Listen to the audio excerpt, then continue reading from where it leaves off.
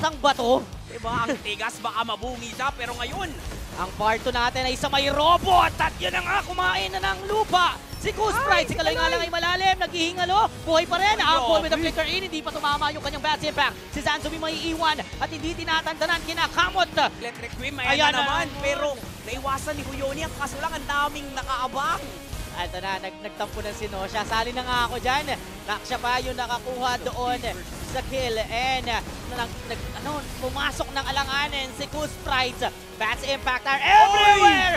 Another special migration, nakabamboy! Hindi sila makaset up, lalong-lalo na. Ayan, tingnan mo, merong handaming nagpa-follow up agad-agad. Wala pa nga yung setup na ba to si Kaloy? Ang ganda nun, it's no longer the after image, it's the true Kaloy. Pero si Cool Sprite din ay binawi doon kasama objective. But individually yung stacks is tumataas at ang taas na rin ang inangat dito. Dino nga siya unstoppable force pero na-bait out lang pala. Umangat doon si Cool Sprite. Sabay naman ang paglabas ng mga miyembro ng player na huli. Pinagpupukol ng Nicho sa loob ni Lanzu. Lanzu inside the turret. He will be punished by the turret damage including the bash impact. Amboy survive. Pana tumama pa sa likod. Kinain ng harapan. Doon, etong si Zansui, Amboy na lang ang natira. At mukhang papasukin pa ng Ninja. Pinagkakamot-kamot. Sabay nilamon ng buo game with a kill. At hanggang dito na lang. Pero bakit ganun? Nako. Tila ba sila naging Ghost Hunters? Nakita nila kung nasan Sansui, kaya naman Onyx 9 lives. Magwawala na naman. Nagwala doon at naipon. Ang galit, ang gigil si Cool Sprites. Ang kumuha pero papalag sila. Kielwan nakadalawa din. Ang kanyang mga palaso. Sinabay mo pa ng Wind of Nature. Here comes the shadow kill coming in. Wala naman kay Kay.